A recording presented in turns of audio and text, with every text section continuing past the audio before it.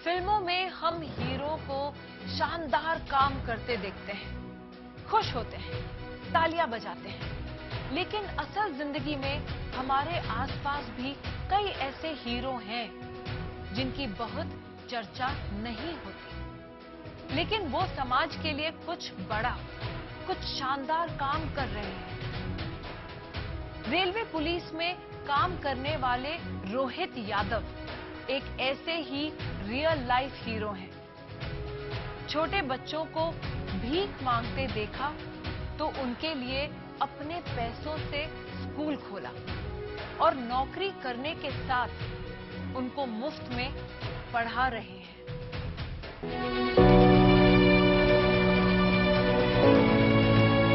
की मात्रा, छोटी की मात्रा, बड़ी की मात्रा, बढ़िया की मात्रा, बोलिए अंगूर, अंगूर।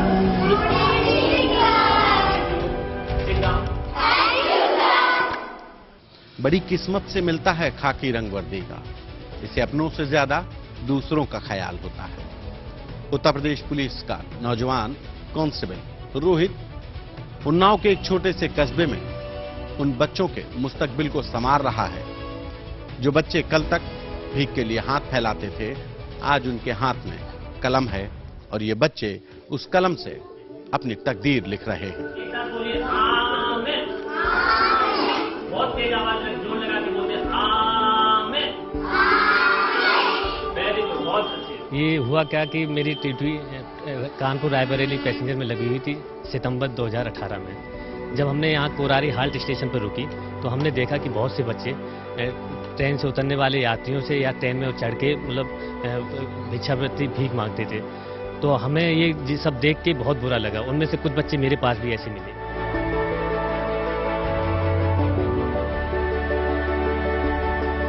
अगले दिन हम वापस ड्यूटी करने के बाद में दिन में जब अपनी बाइक से वापस उनके परिजनों से मिले तो उन्होंने बताया कि मेरी आर्थिक स्थिति बहुत खराब है, इस वजह से हम इन बच्चों को नहीं पढ़ा पा रहे हैं। कुछ बच्चों का एडमिशन भी था, वो भी इसी काम में लगे रहते थे।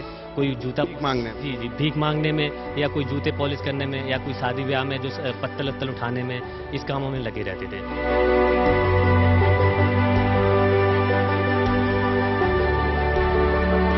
तो हमें ये लगा कि ये मेरे देश का भविष्य है और इनको शिक्षा के माध्यम से हम इनको जोड़ेंगे।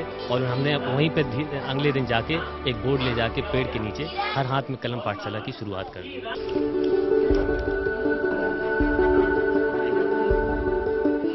और रोज जाइए बच्चों को भेजिए, और जो बच्चे इधर उधर चले जाते, चेन लगाने चले जाते, पॉलिश करने चले जाते, कचहरी में हमें मिलते हैं, उनसे भी बताइए कि आप पढ़ने जाइए वहाँ, आप लोग भी जाएंगे। ठीक है, भले ही बड़े हो गए, देखो शिक्षा के लिए कोई उम्र नहीं होती है। चाहे आप 20 साल के हो गए या 25 साल के हो गए, आप लोग भी पढ़ सकते हैं। और अगर शिक्षित होंगे तो आपको गवर्नमेंट की तरफ से बहुत सी योजनाएं आती है, तो आप लोग उसका सही सदुपयोग कर सकते हैं। ठीक है, आप लोग भी आइए, वहाँ पे कोई ऐसी कोई बात नहीं है, सबके लिए है शिक्षा। और बिल्कुल सब तरह से आपको जानकारी है, कोई पैसा नहीं लिया जाता, निःशुल्क पढ़ाई होती है।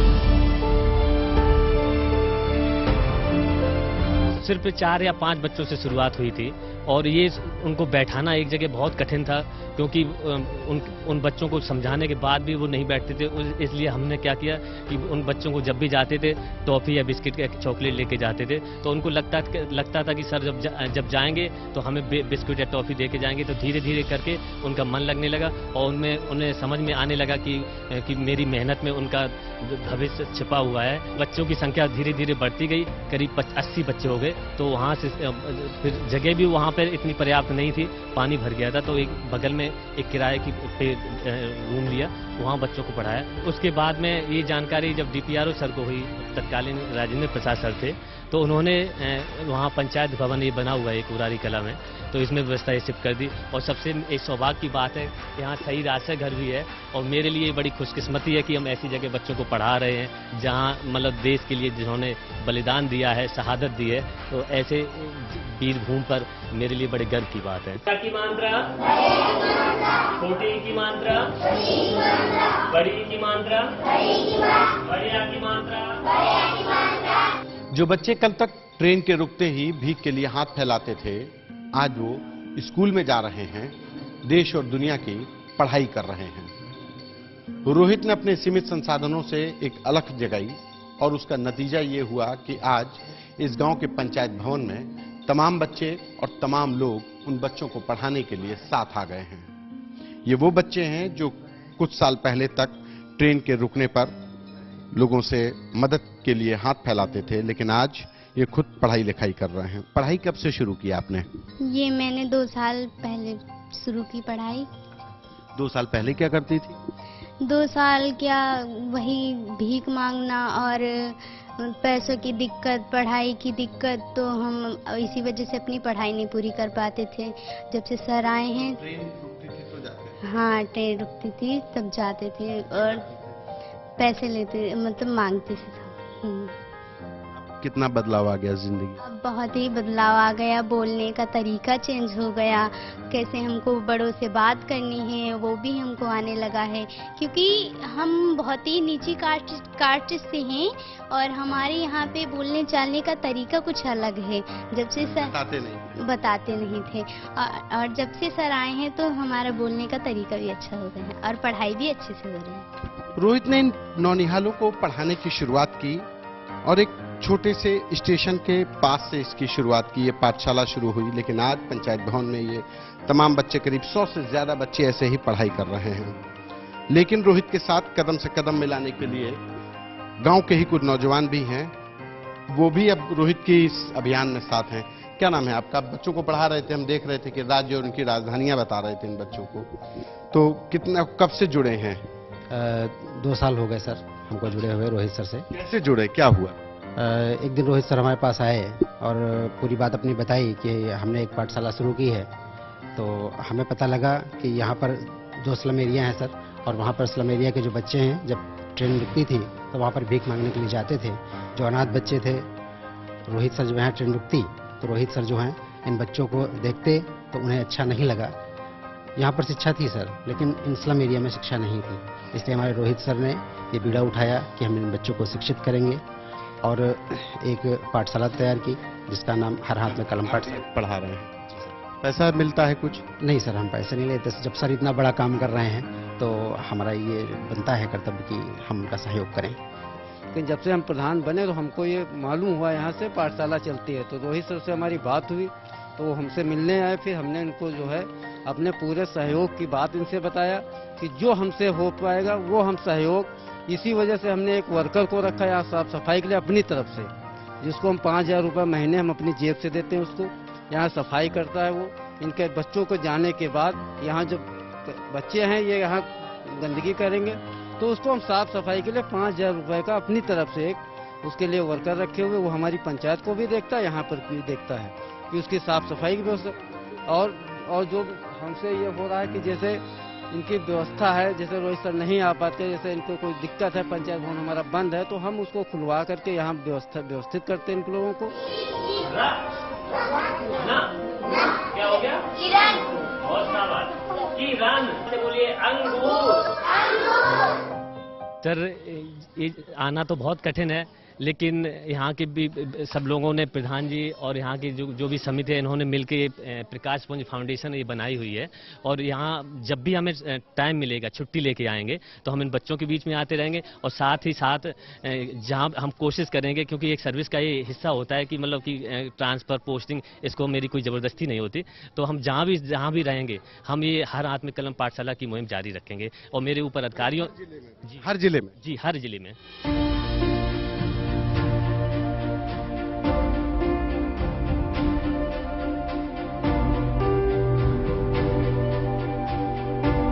रोहित सर ने जो है अब यहाँ का सर्वे सर्वा मुझे बनाया है और पाठशाला की कमान मेरे हाथों में सौंपी है।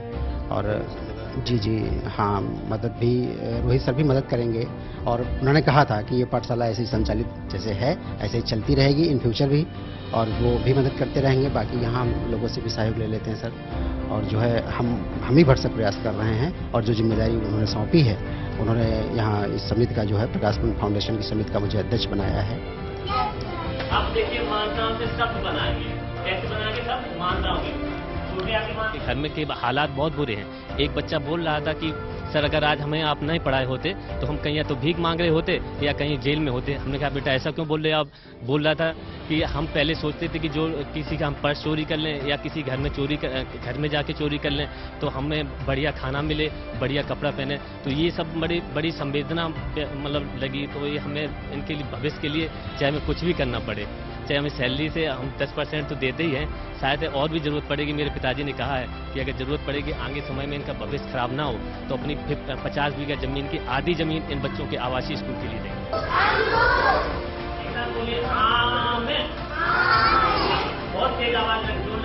इतना प्रेम करते हैं, हम लोग भी उनसे प्रेम करते हैं तो आ जाते हैं पढ़ने के लिए।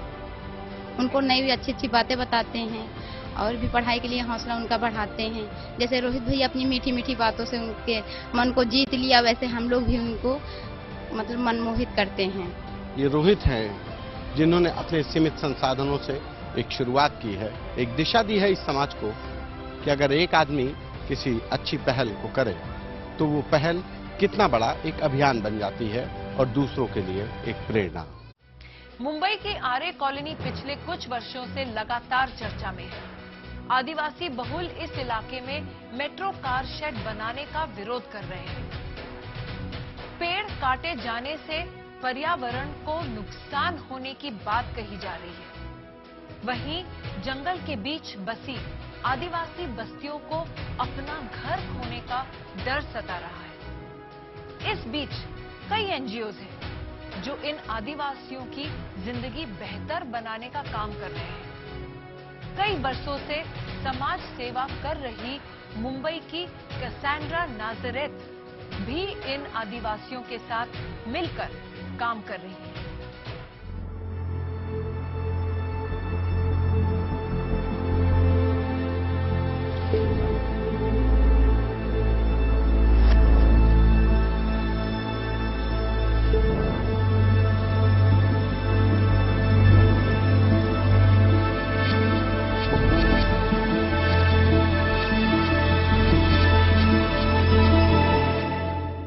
मुंबई 24 घंटे भागने दौड़ने वाली मेट्रो सिटी, देश का दूसरा सबसे बड़ी आबादी वाला शहर। लेकिन इसी माया नगरी में एक जगह ऐसी भी है जहां एकदम शांति है, खामोशी है।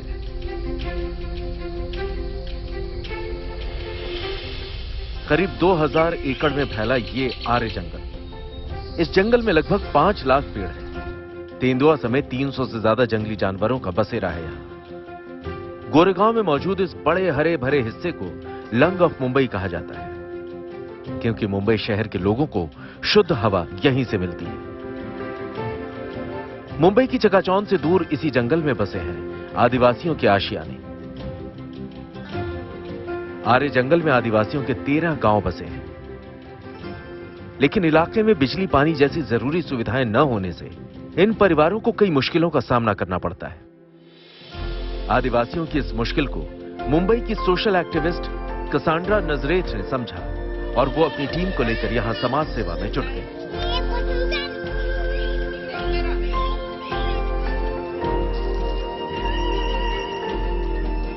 मैं आर्य का एक मीटिंग में आई थी और मतलब पर्यावरण बचाने के लिए, और फिर मैं गांव में आई थी और मैं देखा कि ज्यादा करके लोग जो अंदर रहते हैं आर्य के अंदर, मुंबई का शहर का लोगों को मालूम भी नहीं था कि ये लोग हैं और कैसा परिस्थिति में वो लोग इधर रहते हैं। तो मैं मेरा समाज सेवा चालू किया। ये गांव में पहला समाज सेवा में मैं चालू किया था। ये खांबाचा पाड़ा आर्य में है, ओके, यूनिट नंबर 25। इसमें बिबटिया, वाघ, जो भी बोलते हैं, लेपर्ड रोज आता है उनका एंड में, क्योंकि इसके गांव के पीछे सीधा एक रास्ता है जो संजय गांधी नेशनल पार्क जाता है। तो ऐसा लोगों को वो लोग मैं पहला जब भी मैं आई थी इधर, मैं औरत लोग को पूछा आप लोग को क्या चाहते हैं, मैं कैसा हेल्प करूं आपको। तो वो लोग मेरे को बताया कि ये चाहिए वो चाहिए। पानी का बहुत प्रॉब्लम था। आप अभी चल के आया, आपने देखा आपका गाड़ी, मेरा रिक्शा भी चढ़ नहीं पाया।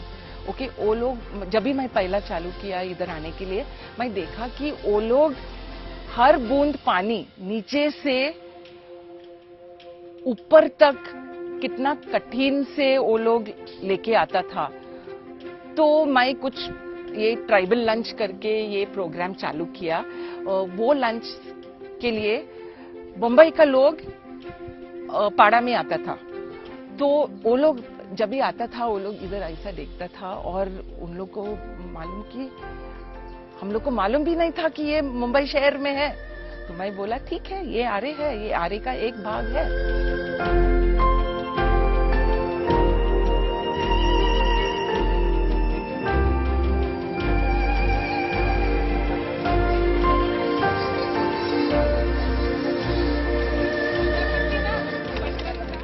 उन लोग का प्रॉब्लम है, टॉयलेट का प्रॉब्लम है, वाटर का प्रॉब्लम है, कुछ लाइवलीहुड भी नहीं कर सकता है क्योंकि ये काफी दूर है।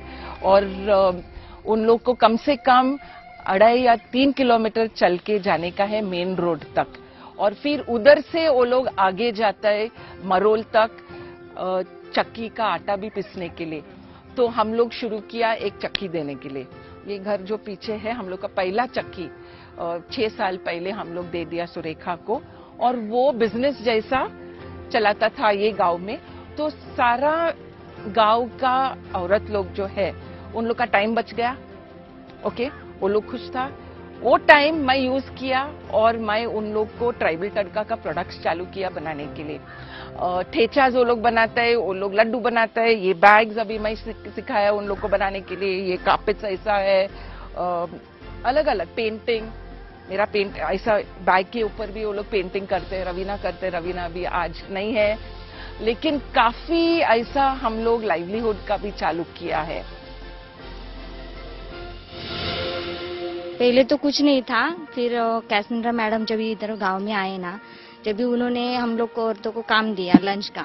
फिर लंच में हम लोग ग्रुप से खाना बनाते हैं, फिर वो खाना बाहर के आदमी लोग भाग के जाते हैं, फिर ऐसा चलता रहता है। और जो ये पेमेंट आता होगा वो देते थे हम लोग, उससे ऐसा खर्चा, और हस्बैंड काम पे जाते थे।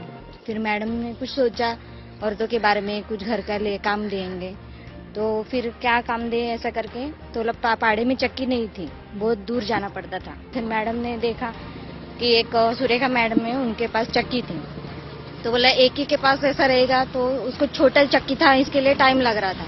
तो मैडम ने फिर मुझे दी एक चक्की। तो अभी चक्की से सब हम लोग आटा पिसाते हैं, पाड़े के सब जन औरतें आते हैं, गेहूँ पिसाते, चना दाल, चावल, सब कुछ पिसाते हैं हम लोग। फिर उसका कुछ खर्चा आता है।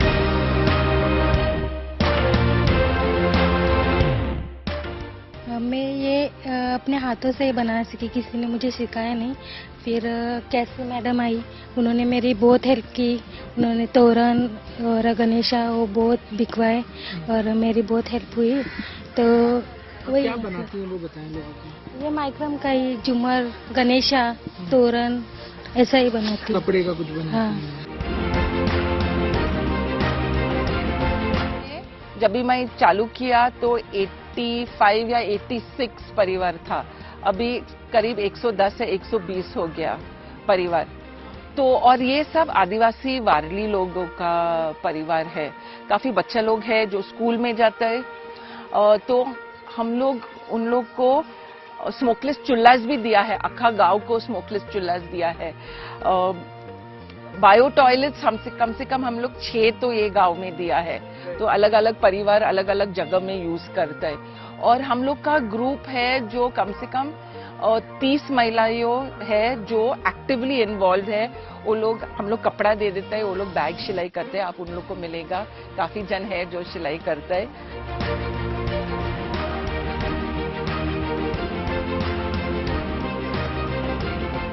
तो कोविड में मैं फूड के बारे में चालू किया था पहला, ट्राइबल लंच मतलब फूड।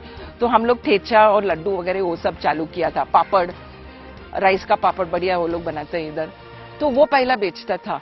फिर कोविड आया। कोविड में कोई फूड तो नहीं लेता है और कोई तो न इधर आ सकता था न उधर।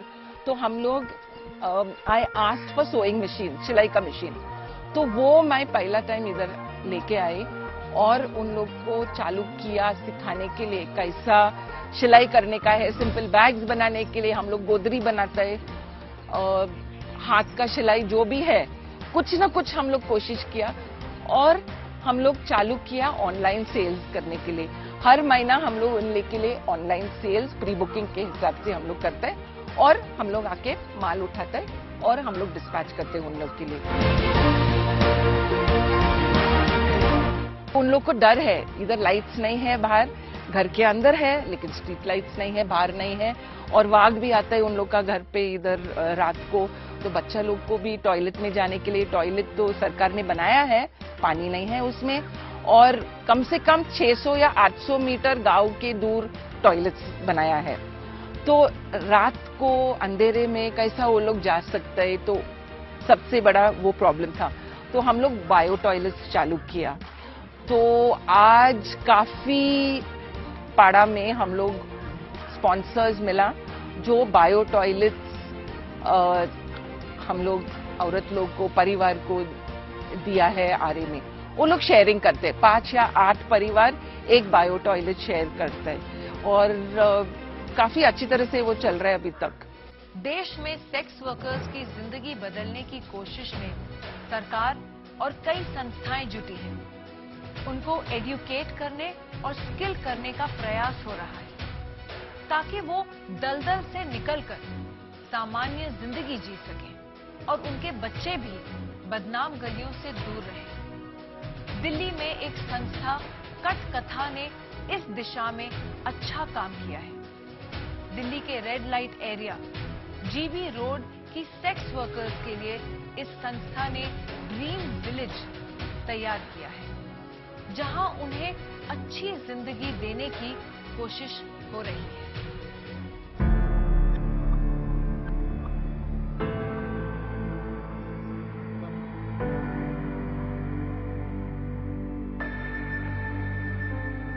तो मेरा नाम गीतांजलि बब्बर है और मैं कटकथा नाम की ऑर्गेनाइजेशन की फाउंडर डायरेक्टर हूं।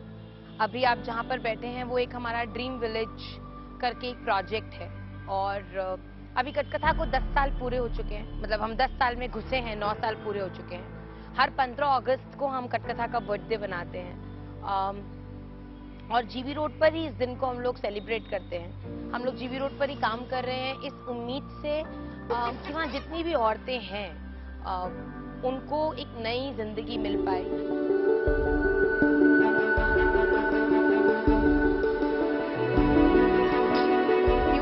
Post graduation I came across Gandhi fellowship, Piramal Gandhi fellowship का एक पोस्टर था वहाँ पे और वो फर्स्ट बैच का रिक्रूटमेंट था और उसके बारे में ज्यादा कुछ था नहीं, मगर क्योंकि पिरामल का नाम ऐड था तो एक आपको लगता है कि ऑथेंटिक ही होगा ये जो भी कुछ है। तो मैंने उसके लिए अप्लाई करा, उसके बारे में और जाना तो पता चला कि हमें 2 साल झुंझुनू नाम का एक गाँव जो कि अजय पिरामल जी का ही गाँव है, वहाँ के स्कूल्स में उनके हेडमास्टर्स के साथ काम करना है स्कूल ट्रांसफॉर्मेशन के ऊपर। मैंने ऐसा काम कभी करा नहीं था बट ऐसा विश्वास था कि शायद कुछ नया होगा इन 2 सालों में। एंड एक्चुअली उन 2 सालों में उस पूरे पिरामल गांधी फेलोशिप में इतनी अपॉर्चुनिटीज मिली कि मुझे अपनी जिंदगी को और ग्राउंड को देखने का एक नया तरीका पता चला। तो जब मैं वापस आई then I was very sure कि मुझे मीडिया इंडस्ट्री में नहीं जाना है, मुझे कुछ ग्राउंड पे ही करना है।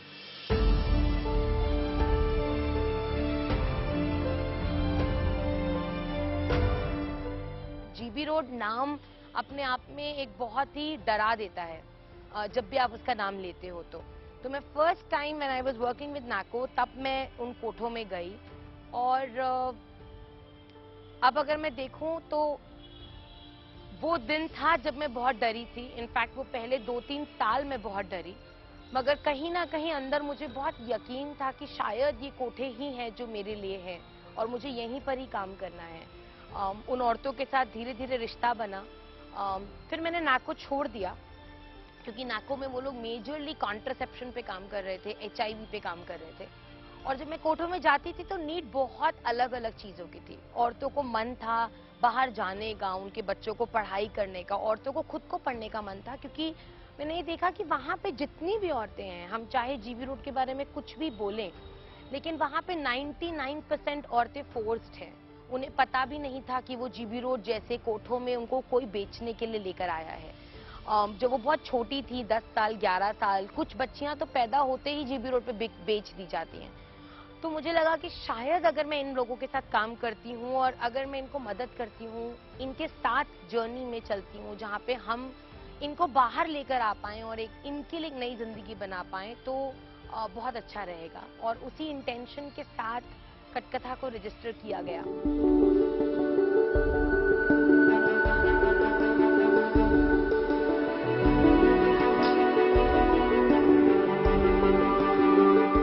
तो एक्चुअली जब कटकथा की शुरुआत हुई थी, तब तो पहले 3 से 4 साल हमें सिर्फ कोठों में अपनी जगह बनाने के लिए लग गए, क्योंकि कोठों में वो लोग आपको नहीं घुसने देते। खासकर जब आप एक एनजीओ से होते हो तो आपके लिए बहुत रेजिस्टेंस होता है कि आप पता नहीं क्यों आ रहे हो, आपके क्या हिडन रीजंस हैं। तो पहले 3-4 साल वो रिश्ता बनाने में लग गए, हर कमरे में जाकर उनसे बातचीत करना, घंटों बैठना बिना किसी ट्रांजैक्शन के, और वहाँ पे जो भी नीड है उनको उस चीज में मदद करना। जैसे अगर किसी बच्चे ने पढ़ना है तो उसको पढ़ा देना, किसी औरत को कुछ अपना बैंक का फॉर्म भरना है तो उसको हेल्प कर देना, किसी को आइडेंटिटी कार्ड चाहिए तो उनको हेल्प कर देना। तो दिल्ली पुलिस की मदद से हमने वहाँ पे एक स्किल सेंटर भी खोला और पढ़ाई के लिए स्कूल भी खोला। तो हम उस स्कूल का नाम है ब्रिज स्कूल, और जो स्किल सेंटर हमने खोला था वो हम हाटशाला के नाम से चलाते हैं, जो जीबी रोड पर ही है। और वहाँ पर औरतें अपनी मर्जी से अपने टाइम के हिसाब से दिन में 1 घंटे, 2 घंटे, 3 घंटे, 4 घंटे इस तरीके से आती हैं और उनको जो भी सीखना होता है वो सीखती हैं। इसी तरीके से बच्चों के साथ हमने जब काम शुरू करा तो रियलाइज हुआ कि जीबी रोड के बच्चे तो स्कूल जाते ही नहीं है, क्योंकि उनको ये डर रहता है कि हम जिस भी स्कूल में जाएंगे वहाँ पे सब हमें सेक्स वर्कर का बच्चा है ये बोलकर मजाक उड़ाएंगे। तो हमने उनको ब्रिज स्कूल में पहले प्रिपेयर करा 2-3 साल, उनको सुबह टाइम पे उठना, क्योंकि उनको टाइम पे उठना, उनका सुबह 12 बजे होती है, क्योंकि उनकी रात 3 दिन सुबह के 3 या 4 बजे होती है। तो उनको टाइम पे सोना, उनका टाइम पे उठना, और इवेंचुअली हमने उन सब बच्चों को फॉर्मल स्कूल्स में एडमिशन करवा दिया जब वो अपनी एज वाइज प्रिपेयर हो गए। अभी वो सब बच्चे फॉर्मल स्कूल से भी निकल चुके हैं, they are all above 18-19, they are all doing things in their own life. वो लोग सब जीबी रोड छोड़ चुके हैं, बाहर निकल चुके हैं, और अभी ना तो सिर्फ वही बट उनके आने वाली जनरेशन भी अब सेक्स वर्क में नहीं आ रही है। कोरोना के दौरान भी हम लोगों ने बहुत वहाँ पे काम करा औरतों के साथ, जैसे सब कुछ उनको प्रोवाइड करना, क्योंकि वहाँ पे कोई काम नहीं था और कोठे बिल्कुल बंद हो गए थे, जिसकी वजह से औरतों का ट्रस्ट कटकथा पे और ज्यादा बढ़ गया। और कोरोना के बाद फिर हमने ये ड्रीम विलेज जो हमारा सपना था हमेशा से, लेकिन हमें कोई अपनी जगह देने को राजी नहीं होता था, क्योंकि उनको डर लगता था कि सेक्स वर्कर्स आएंगी तो पता नहीं कैसा माहौल होगा, अच्छा होगा, खराब होगा, मतलब बहुत फियर्स होते हैं लोगों के आपको अपना घर देने के पहले। बट ये जगह हमें लकीली मिली, और आई थिंक इसका नाम भी बहुत सूट करता है, ड्रीम विलेज। ये गांव ही है शहर के बीचों बीच। तो यहाँ पे हमारी औरतें रहती हैं 24/7, हमारे साथ ही रहती हैं, और हर एक औरत अपने अपने काम में एंगेज्ड है, उनको जो मन करता है वो लोग वो करते हैं। एक कुकिंग टीम है और एक हाटशाला यहाँ पे भी चलता है, तो वो लोग उसमें एंगेज्ड है। रिसेंटली ही हमने एक नया ड्राई स्नैक्स का भी काम शुरू करा है किचन में, मैत्री मील्स में, तो उसकी भी पैकिंग वगैरह कर रहे हैं और उसके हैम्पर्स बना रहे हैं लोगों को देने के लिए। और हाटशाला में भी वो लोग एम्ब्रॉयडरी का काम सीख रहे हैं, और हम अहमदाबाद में एक ऑर्गेनाइजेशन के साथ पार्टनर कर रहे हैं ताकि हमारी दीदीज जो भी बनाए वो हम लोग सेल कर पाए इजीली, और दीदीज को एक नई जिंदगी मिल पाए और उनको ये विश्वास आ पाए कि मेरी जो लाइफ थी जीबी रोड पर वो पास्ट है, मेरा future is bright, so this is the intention. कुछ औरतें भी ऐसी हैं जिनके साथ हमने बहुत काम किया, पर वो आज भी जीबी रोड पर ही जूझ रही हैं, उनको वक्त लग रहा है बाहर निकलने में। औरतों में करीबन हम आज तक 25 औरतों के साथ काम कर पाए हैं डीपली, जो जीबी रोड छोड़ चुकी हैं, और वो औरतें अभी बाहर कोई अपने गांव में किसी ने अपनी शॉप खोल ली है, तो किसी ने शादी कर ली and they are happily settled. तो इस तरीके से कुछ एक दीदी हैं जो कि बाहर एनजीओ में ही काम कर रही हैं। बाकी अभी इस वक्त पे ड्रीम विलेज में हमारे साथ 12 औरतें कनेक्टेड हैं। एट द मोमेंट 8 औरतें यहाँ पर रह रही हैं। देखती थी ना, आती जाती थी। फिर एक दिन मैंने दिल पक्का करके मैंने कहा अब यहाँ से मुझे निकलना है। फिर मैं वहाँ से निकली, वहाँ हमारे पीछे ऑफिस सेंटर है कटकथा का। फिर वहाँ गई मैं, वहाँ बात करी, मुझे लिखना पढ़ना थोड़ा आता है। तो फिर वहाँ से मैंने काम शुरू कर दिया। काम शुरू करने के बाद फिर मैं कमरों पे फील्ड पे जाने लगी। फील्ड पे जाने लगी और मुझे आज़ादी मिल गई, मैं आराम से रहने लगी। फिर वहाँ से छोड़ के मैं यहाँ आ गई। ये काम गलत तो करना ही पड़ेगा। मैंने बोला मैं नहीं करूँगा, मतलब 1 महीना इसी में बिता दिया, मैंने नहीं करा था। फिर मेरा भी मजबूरी हो गया था। अभी तो मारता था, धरता था, उन लोग तो उल्टा सीधा ये करने के लिए बोलता था। फिर मैंने भी सोच लिया था गलत तो हो गया। कम से कम मैं 10 साल करा उसके पास। नहीं, मेरा बच्चा है ना, बात नहीं करती थी, मगर जब से मैं यहाँ पे आई हूँ तब से मेरे बेटी भी बात करने लग गई।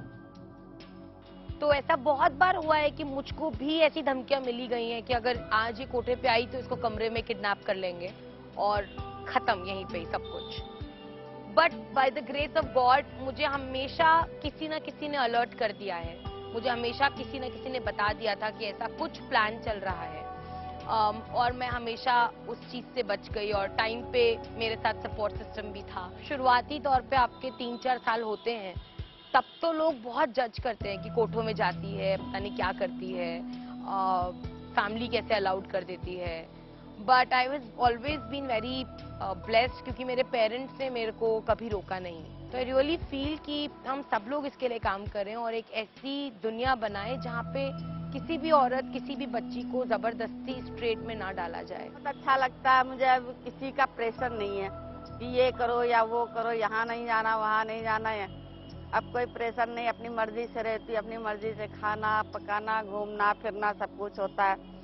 और मैं उन दीदियों को भी बोलती हूँ, भाई यहाँ से निकलो, हमारे साथ रहो। यहाँ तो जब तक रहोगे पिसते ही रहोगे और जिस दिन तुम इस काम को नहीं कर पाओगे तो ये धक्का मार देंगे तुमको। फिर इधर की भी नहीं रहोगी, उधर की भी नहीं रहोगी। इससे अच्छा हमारे साथ आ जाओ, कोई काम सीख लो, हम सिखा देंगे। और वहाँ अच्छी जिंदगी है, सब कुछ है, खाना मिलेगा, रहने की जगह फ्री है और बहुत ही फैसिलिटी वहाँ मिलेगी तुमको। रेड लाइट एरिया के बारे में आपने जितनी बातें टीवी और फिल्मों में देखी हैं, ये बिल्कुल हकीकत में भी वैसी ही होती हैं। उतनी ही मुश्किलें होती हैं, ये उतनी ही बड़ी दलदल है। कई औरतें साल दर साल इस दलदल से निकलने के बारे में सिर्फ सोचती रहीं, लेकिन वो भी निकल नहीं पाई। लेकिन गीतांजलि ने ऐसी औरतों की मदद करने की ठानी और वो लगातार अपने मिशन में आगे भी बढ़ रही हैं। और उनकी सफलता का ही ये एक बानगी भर है कि ये एक ड्रीम विलेज तैयार हो गया है। हालांकि ऐसे कई सपनों के घर अभी बनने बाकी हैं। दुख इंसान को तोड़ देता है, लेकिन ये भी सच है कि कई बार दुख से गुजरकर हमें जिंदगी की नई दिशा मिल जाती है। ऐसा ही हुआ 2002 में फ्लाइट लेफ्टिनेंट महेश त्रिखा की शहादत के बाद उनके माता पिता के साथ। बेटे की शहादत के बाद ये टूट चुके थे, लेकिन धीरे धीरे दोनों अपने गम से उभरे और जीने का नया मकसद ढूंढ लिया। आज ये दंपति कमजोर तबके के युवाओं को आर्म्ड फोर्सेस में भेजने के लिए ट्रेन करता है। इनके पढ़ाए और ट्रेन किए हुए 200 से ज्यादा युवा सेना में शामिल होकर देश की सेवा कर रहे हैं।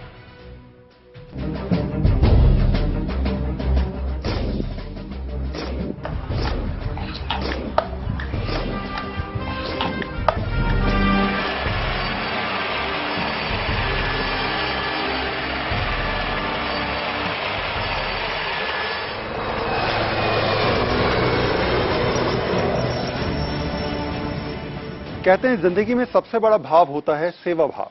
आप सेवा करते रहिए, जिंदगी में कहीं ना कहीं इस सोच के साथ आगे बढ़िए कि आपको जिंदगी को दूसरों के लिए समर्पित करना है।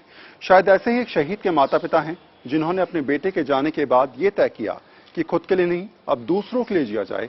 उनको एक तय कराया जाए कि कैसे वो देश की सेवा कर सकते हैं, नए युवाओं को प्रेरित कर सकते हैं और उनको आर्म फोर्सेज में भेजने की एक नई योजना के साथ नई सेवा शुरू करें। 2002 को। उसके बाद मैं और मेरा परिवार बिल्कुल टूट चुका था। तो हमारे दिमाग में कुछ बातें नहीं आ रही थी कि हम क्या करें क्या ना करें, और सिवाय भगवान को, डेस्टिनी को कर्स करने के अलावा और हमारे पास कुछ नहीं था। लेकिन धीरे धीरे जैसे टाइम पास होता गया, तब हमने सोचा कि हम कब तक ऐसा करते रहेंगे।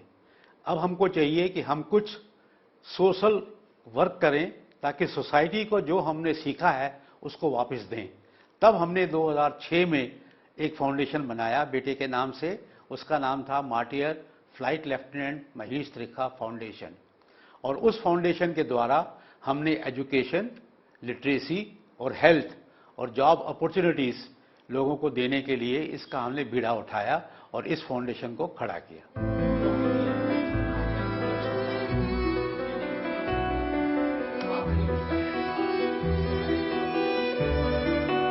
Whatever we have earned, whatever we have learned from the life, let's pass it on to the next generation, जो भी वहाँ पर हमारे सामने आएगी। तो then day and night हम लोगों ने अपने जान उसमें लगा दी। हम मैं कहते आर्मी में जब हम लोग थे, हम लोग इतना ट्रैवल नहीं करे जितना कि हमको गवर्नमेंट ऑफ इंडिया ने ट्रैवल करवाया। From south to east, east to north, Tamil Nadu to Jammu and Kashmir, wherever they were telling us to go, we were going. And there was no question of money, no question of anything. हमको कुछ नहीं चाहिए था। हमने कहा कि हमको कुछ नहीं चाहिए, we don't need anything. And as the luck could have it, it is just a destiny. He went away. He left everything, whatever he had, everything came to us, you know, and all those things.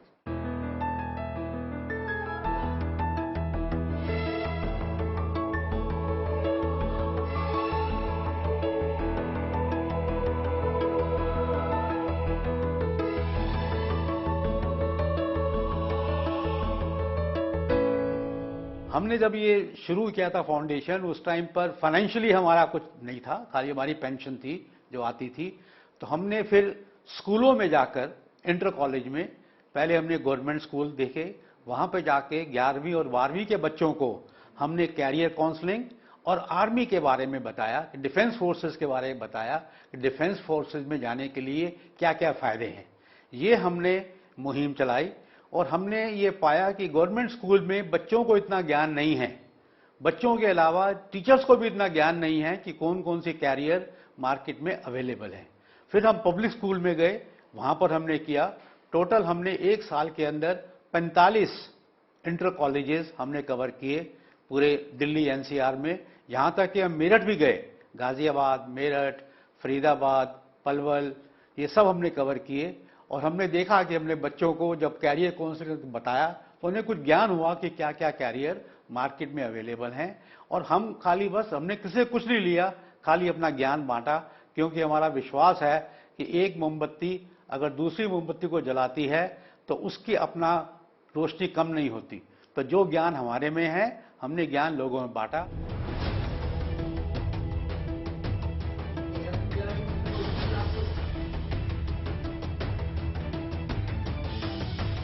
बच्चों के अंदर में मतलब हमने ये पाया कि अगर 10 बच्चे वहाँ बैठे हुए हैं तो 10 के 10 आर्म फोर्सेस में जाना चाहते थे, लेकिन उसमें से किसी को कोई नॉलेज नहीं थी किसी चीज़ की, ना ए ना बी ना जेड, कुछ भी। सो उनको वही समझाना बहुत आसान नहीं था। फिर भी उनको समझाया, उनको लिखवाया भी, उनको नोट्स भी दिए, सब कुछ दिया। प्रिंट्स हम घर से करके ले जाते थे, लीफलेट्स वगैरह, उनको वो भी दिए कि आप ये है, इसको फॉलो करते रहिए और अपना आगे बढ़ते रहिए। और 10th क्लास वालों को तो हमने कहा आप लोग अभी से शुरू कर दो अपनी प्रेपरेशन वगैरह। और 12th वालों का तो टाइम था ही जाने का, उसमें they were ready to go age wise also and qualification wise also, उसमें वो सब उनके लिए था। तो वो बहुत ही एंथुजियास्ट, बहुत ज़्यादा। मतलब हम लोग भी हैरान थे कि मतलब इतना बच्चों के अंदर है तो स्कूल कॉलेजेस वाले उनको क्यों नहीं कर रहे हैं, उनको आगे क्यों नहीं बढ़ा रहे हैं, उनको नॉलेज क्यों नहीं दे रहे हैं कि आप इस इंस्टीट्यूट में जाइए, इस कोचिंग इंस्टीट्यूट में जाइए, आप कॉरेस्पॉन्डेंस से भी कर सकते हो, सारा कुछ कर सकते हो। कुछ बट अवेयरनेस नहीं थी, sorry to say that. among the school staff and the school teachers. So, but whatever we could do, we did our best to enlighten them, to give them knowledge and everything. Martyr flight lieutenant Mahesh Trikha foundation के जरिए साल 2006 से जो मुहिम शुरू की गई वो रंग लाई। Retired colonel J R. त्रिखा और स्वदेश त्रिखा की कोशिश कामयाब हुई। ग्रुप सी के कर्मचारियों के बच्चों के साथ ही कई जरूरतमंद युवाओं ने आर्म्ड फोर्सेस को करियर के तौर पर चुना। कई स्कूली बच्चों को जीने का सही मकसद मिला है और उनकी मुस्कुराहट से इस दंपति को बड़ा संबल मिला है। बेटे की यादों को दिल में संजोए ये आज भी सेवा भाव से अपना काम करते जा रहे हैं। युवाओं को आर्म्ड फोर्सेस में जाने की राह दिखाते जा रहे हैं। आजकल के ज़माने में कॉर्पोरेट जो वर्ल्ड है वो इतनी तनख्वाह देता है बच्चों को कि बच्चों को ल्योर कर लेता है। आर्म फोर्सेस में पहले तनख्वाह इतनी अच्छी नहीं थी, लेकिन अभी 7th पे कमीशन के बाद आर्म फोर्सेस के अंदर तनख्वाह बड़ी अच्छी हो गई हैं और सुविधाएं बढ़ गई हैं। हमारे टाइम में तो फील्ड एरिया होते थे, वहाँ फैमिली एकोमोडेशन अवेलेबल नहीं होती थी, लेकिन आजकल हर जगह फैमिली परमिटेड हैं, फैमिली जा सकती हैं, तनख्वाहें बड़ी अच्छी हैं और सिक्योर्ड जॉब है। तो इसलिए मैं हर एक को यही बोलता हूं कि आर्म फोर्सेज आज की डेट में जो आपकी लाइफ स्टैंडर्ड जो आप आर्म फोर्सेज में चलाते हैं वो आपको कॉर्पोरेट वर्ल्ड में नहीं मिलेगा। कॉर्पोरेट वर्ल्ड में आपका समय भी लगेगा, समय लेके आपको पैसा देगा, लेकिन आर्म फोर्सेज में आपकी तनख्वाह जो है वो सिक्योर्ड है। आप अपना काम करो, तनख्वाह लो और देश के लिए अपना नाम कमाओ।